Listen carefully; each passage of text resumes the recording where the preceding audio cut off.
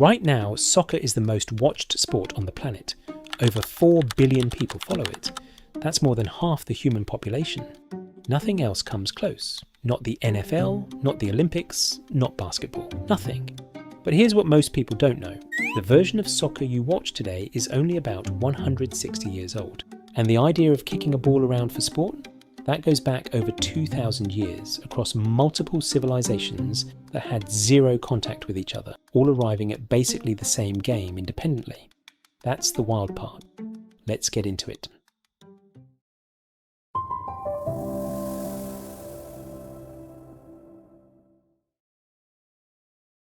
The earliest version of soccer we have on record comes from China around 300 BC during the Warring States period. It was called kuju, which literally translates to kickball. Players had to kick a leather ball stuffed with feathers through a small hole in a silk net, and this is the part that matters. No hands allowed, just feet.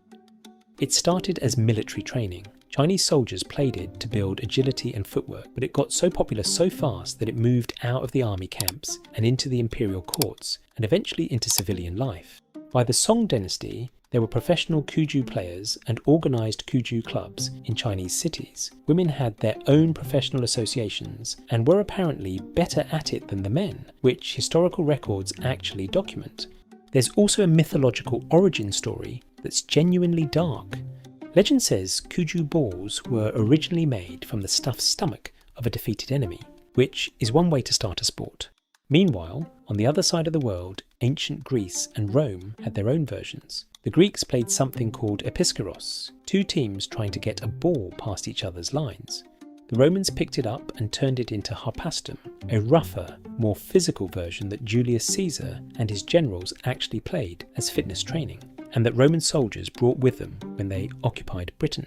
And then there's Mesoamerica. The Aztecs, Maya, and other pre-Columbian civilizations had been playing rubber ball games on stone courts for over 3,000 years. Their balls were made from actual rubber, something no other civilization had access to at the time.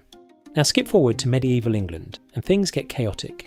Ball games there had been a thing since at least the 12th century, but calling them games is generous. They were basically organised riots. Medieval mob football was played between towns and villages, sometimes with hundreds of players on each side, with the goal being to get an inflated pig's bladder from one end of town to the other. There were almost no rules. You could kick it, punch it, carry it, or tackle anyone in your way. Matches sometimes stretched across miles of countryside and lasted all day. Injuries were constant. Deaths weren't unheard of. It got so violent and disruptive that King Edward II actually banned football in London in 1314, calling it a disturbance to public order. Several English kings after him kept the ban going. People played anyway. By the mid-1800s, English schools and clubs were all playing different versions of football, each with their own rules, which made it basically impossible for different teams to play each other. Some allowed carrying the ball, some didn't. Some allowed kicking opponents in the shins, some didn't. Complete chaos. So on October 26, 1863, 12 clubs sent representatives to a pub called the Freemasons' Tavern in London and formed the Football Association. They sat down and wrote the first unified rulebook, the laws of the game, which stripped out carrying the ball and hacking at opponents and made kicking the whole point. That meeting is the official birth of modern soccer. Everything before it was a prototype. And the word soccer itself, that came from England too.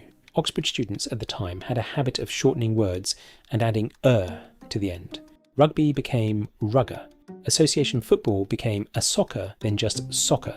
It was British slang that eventually crossed the Atlantic and stuck in America, while the rest of the world kept calling it football. Then the British Empire did what the British Empire did and took it everywhere. Sailors, traders, soldiers and colonial workers brought the game to every corner of the world throughout the late 1800s and early 1900s. It spread through South America, Africa, Asia and Europe with remarkable speed, partly because it required almost nothing to play, just a ball and an open space. No expensive equipment or complicated setup. Any kid anywhere could play it. FIFA was founded in 1904 with just 7 member nations, and today has 211, more member countries than the United Nations. The first World Cup was held in 1930 in Uruguay, with 13 teams, and the 2022 World Cup final between Argentina and France drew over 1.5 billion viewers in a single match. One game, watched by 1.5 billion people at the same time.